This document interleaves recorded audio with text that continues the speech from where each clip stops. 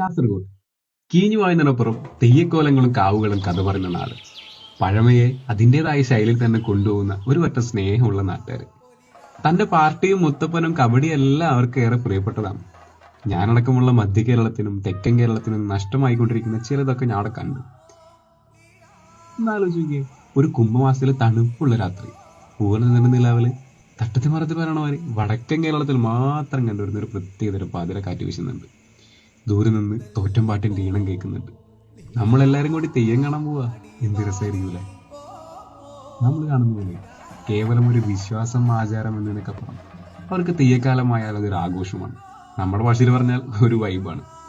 ഞാൻ പറഞ്ഞു വന്നത്, കുറെ നിഷ്കളങ്കരായ മനുഷ്യരും നഗരവൽക്കരണം കാർന്നു തുടങ്ങാത്ത കുറെ ഗ്രാമങ്ങളും നാലുകെട്ടുകളും കാവുകളും നിറഞ്ഞ ഒരു സ്വർഗമാണ് ഞാൻ കണ്ട കാസർഗോഡ്.